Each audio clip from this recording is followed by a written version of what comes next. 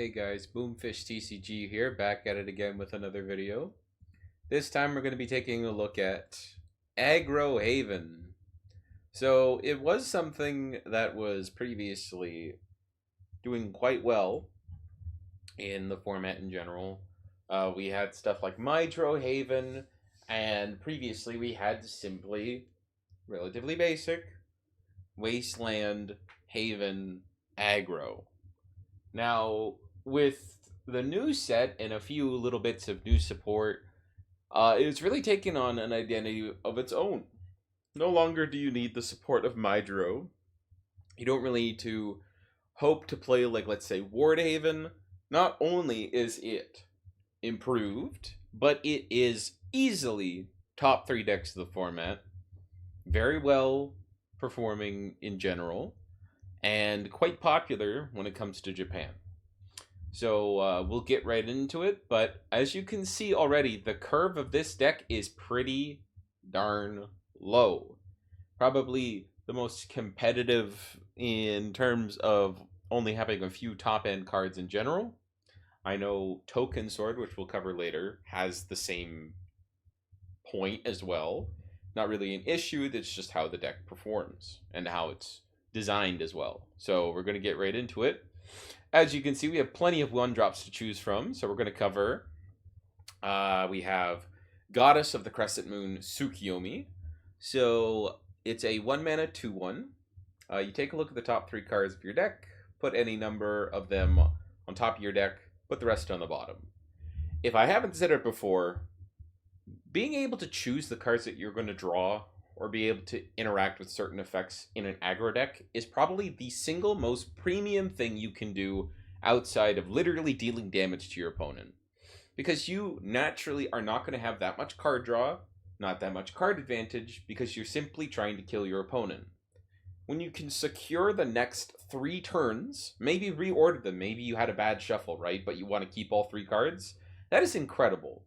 The amount of times that this card has saved me from, let's say, losing out on a Sugar Kiss when I need it, being able to draw it, is just incredible. A quality of 1-drop is in Haven is surely unmatched. I think this thing is incredible.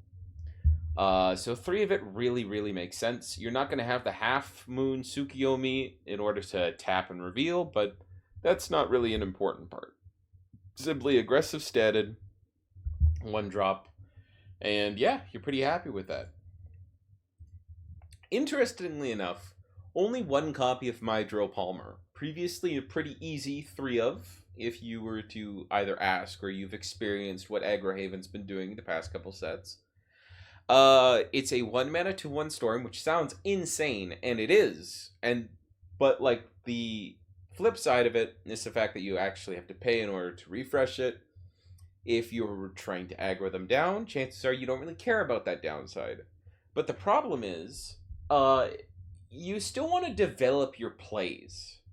So this will kind of lock you to a mana point that you don't actually enjoy. And that could be like, so you play this on 1, you choose to refresh on your next turn. Wow, all you have is 1 mana to play with on the next turn? Not that great. Honestly, most of the time when you're playing this card, I feel the best option is to hit on 1, develop a 2-drop, and then being able to swing with bodies that you've already developed. And then who knows, maybe your turn 3 also involves more storms, so you're really getting a lot of damage. You're just trying to be more efficient. And that's why you're seeing the 1 copy here. Like, obviously, that is good. It is necessary for the extra damage to be thrown in there, as cheaply as it is. But it can get quite awkward, so you have to play smartly with it. So I don't blame them for cutting it down to 1. Interestingly enough, we have Rivalian Bandit, which was previously almost unheard of in the Haven strategy. You had this plenty of times in Wasteland Sword, but when it comes to this format and how aggressive you're trying to be, when you're generating any of the tokens, and that's pretty much the only way you're doing this with Wasteland. So you have access to Revolver Eagle, or you have it with Shady Priest, with like the bike or the steeds.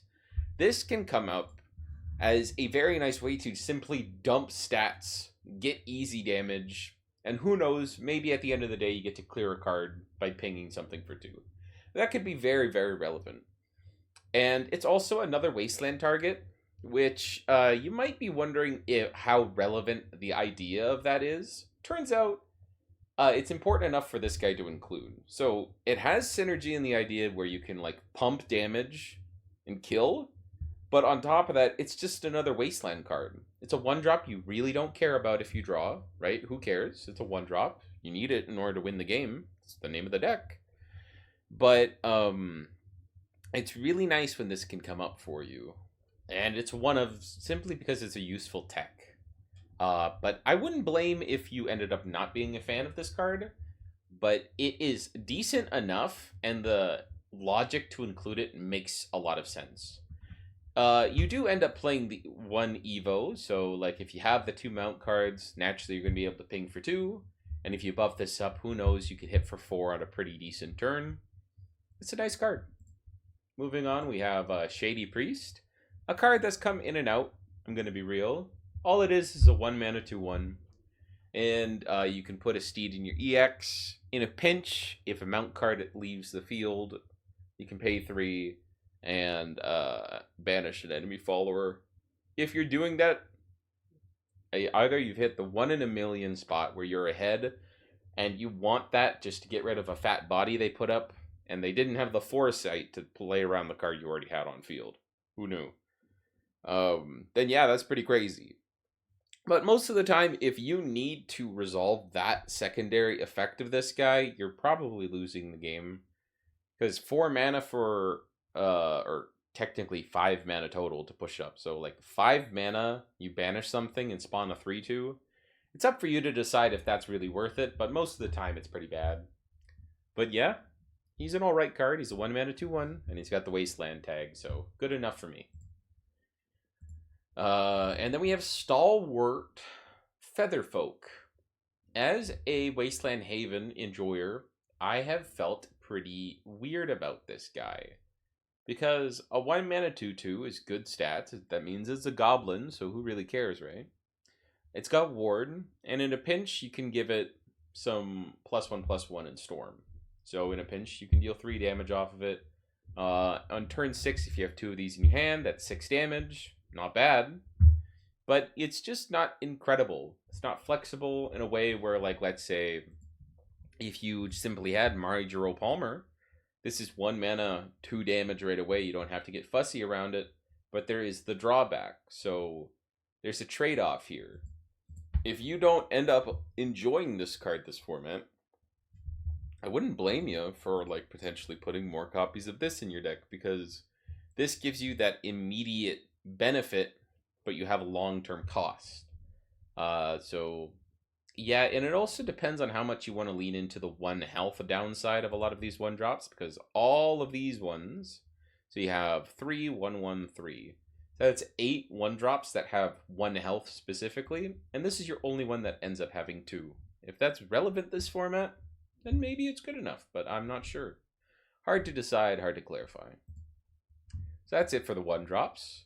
Moving on, so we have some classics we're just going to brush over. So we have Alice, a very good card. Being able to summon this specifically, and you summon it directly off of Lunarian Paladin, and it can come from EX off of the Selena. So 2 mana, 2/3, draw, good. It's one of the only card draws in your deck. You have a few others, but it's pretty good.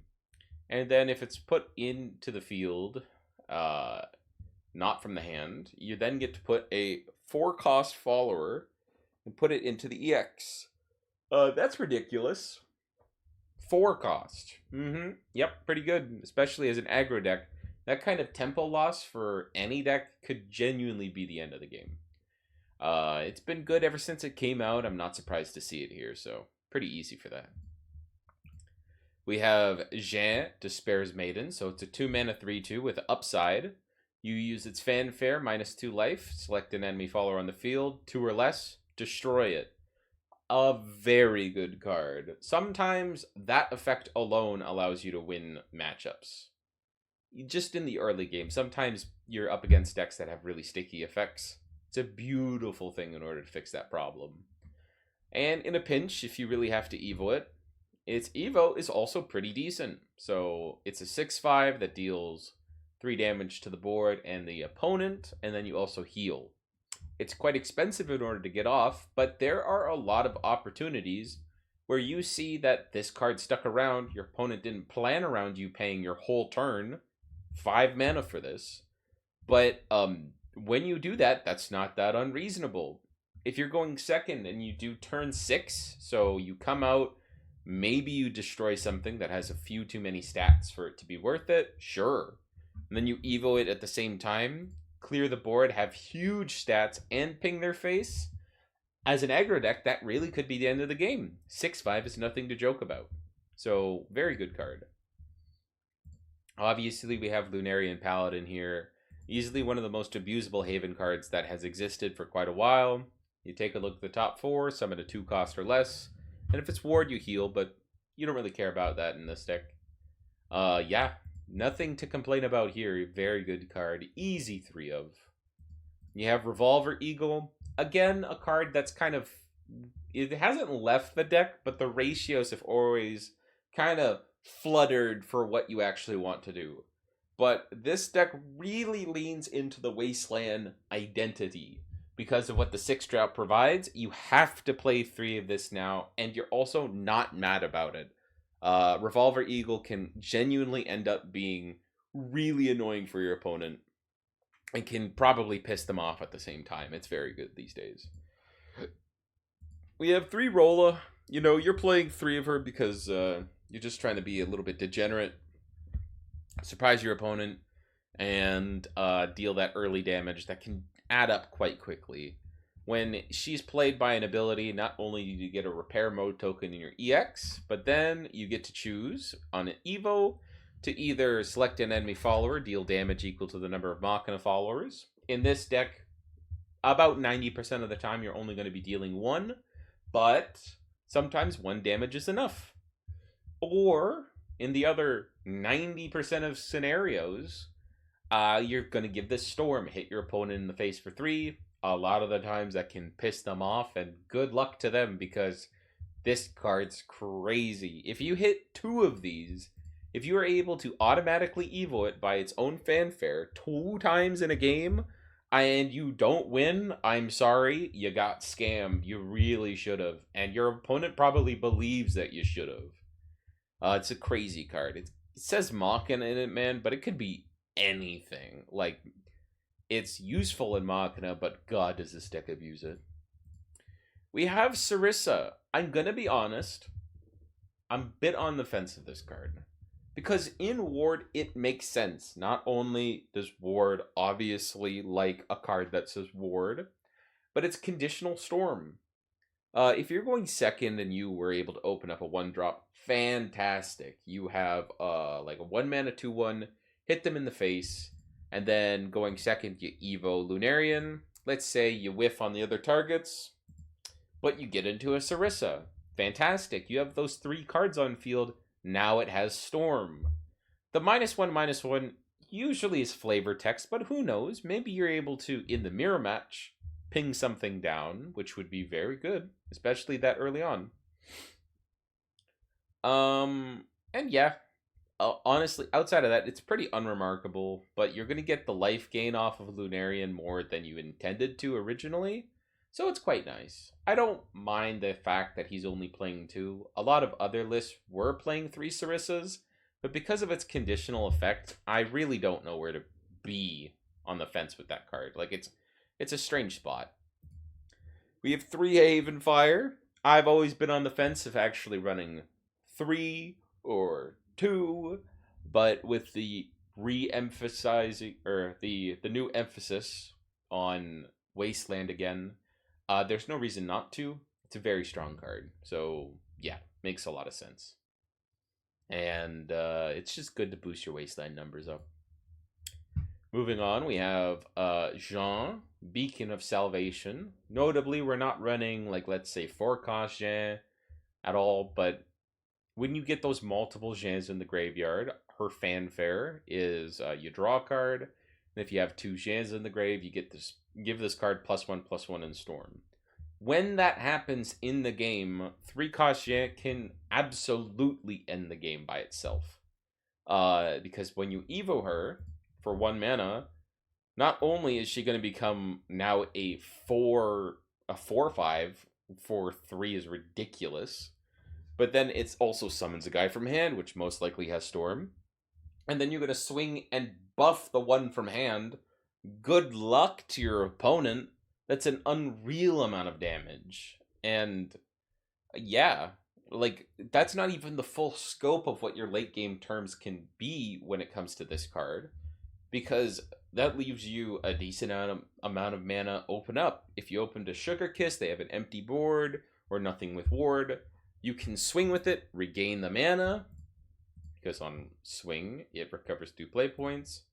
Then you can play this, automatic, like get the buff and everything, Evo it, have a full board. Who knows, at some point in the game, you could have dealt 10 damage off of this, which it could be crazy. No, that's pretty much when you only open like Rolla, but that's still pretty realistic with this deck.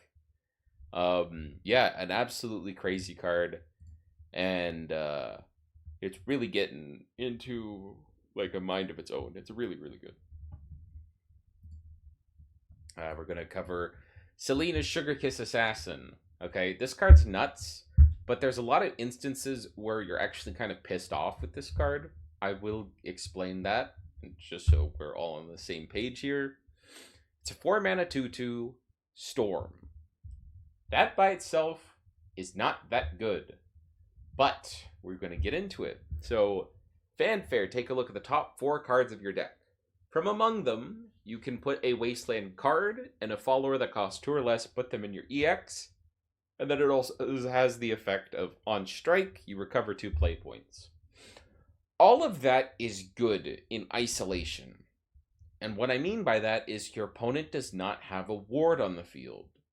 When they do, Sugar Kiss becomes a very bad card, or mediocre card, or it's still fine, depending on the turn that you play it. Most of the time, you want to play this on turn 4 as soon as possible. But if they have a ward on the field, magically that ability just disappears from your life. Because the problem about that, and the problem about planning and being really hopeful for that idea, is the fact that if they have a 2/3 ward, this is your only option to attack, because let's say they were able to answer your board, you're up against a control deck, but they were able to establish a tiny little 2/3 ward. Sugar Kiss is damn near useless into that on turn 4, because whatever option you're going to get off the top, the only way you're going to be able to play that card in addition to swinging with itself is by preemptively swinging into the ward and just being viciously disappointed with yourself. And I mean it. And that's going to happen a lot these days, especially with what Departed's putting up. So there's going to be a good amount of times where your Sugar Kiss is going to be like a turn 5 play. You're really going to hope that you either already have the Haven Fire in hand, because it discounts itself when Sugar Kiss is on the field, or you grab it off the top, which happens quite a lot, especially when you're playing 3 of it. And in those situations, you are now okay with the card and it functions properly. But I just wanted to highlight how much it struggles in the face of like the tiniest ward on the planet. The fact that it does not, like, you don't gain the mana back immediately is a downside. But if this thing fully connects and you skip that problem, it's a crazy card. Does your opponent immediately, as soon as possible for them, have to remove Selene Sugar Kiss? Yes, they cannot allow this card to stay alive, because you will just run away with the game at a rapid pace. And in that instance, it also highlights to your opponent that this card is crazy. But there are a lot of instances where they can make this card suck for you. And in order to perform well with this, you simply have to keep that in mind, because man, can it really suck for you. And now we're going to get to the coup de grace, the reason why we're talking about this. We got a 6 mana 3/3, folks. Haven stats. Haven stats. But what does it do? Selene Sugar Kiss had a broken effect and it only had 2/2, so let's cover it. So search your deck for up to 2 Wasteland cards not named Rana. Boo. And that cost a total of 6 or less. Put them in your EX. It costs a total of 0 to play this turn. And you get a bullet bike token. I did not know about that part. Okay, so my bad. Then it also has an effect where it can deal 1 damage to each enemy follower on the field. That part is pretty random and almost has no synergy with the deck, especially with what it's trying to lean into right now. But sometimes that will come up. Free damage is never, I'm never going to complain about that. But what can you grab off of this? Okay, there's a few combinations, you know. It says cards, so we can be flexible here. We are not running any 3-drops, which there are a few, but we're not running them. We're running 4-drop. Okay, so that leaves us with 2 left, which then allows us to grab Revolver Eagle, sure. Shady Priest, okay. Or the Burn Spell, interesting. This gives us a lot of flexibility here, but in most instances, you're going to be grabbing the Sugar Kiss and then also the Revolver Eagle. It allows you to push an amount of damage that your opponent these days will probably be expecting, but they certainly won't be happy with. But the downside is the stats, right? You're going to most likely be able to push for 7 damage on a good day off of this play. 5 is also quite likely. But your opponent is going to be staring down a board from your side, right? Your board is going to collectively have 3 health and a bunch of 2 or 1. That is not hard for them to kill in any sense of the word, okay? Don't get your hopes up about that. Like, your board's sticking around. If it does, obviously they immediately lose the game. But this is all off of 1 card. And in that part, what I just described is ridiculous. And another aspect of why they play the Rivulian Bandit.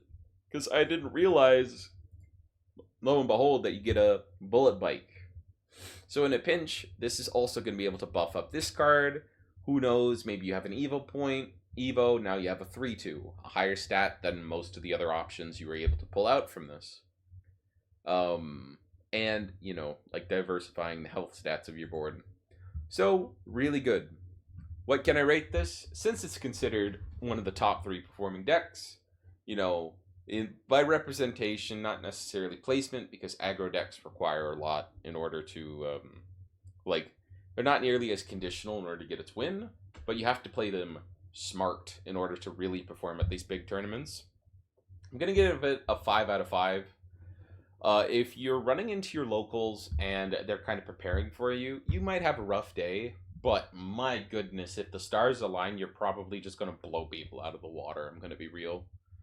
You just have to see how much that's going to happen for you. So yeah, that's 5 boom fish out of 5. And that's going to wrap up the video, and I'll catch you next time. Thank you for tuning in. Peace. Congratulations.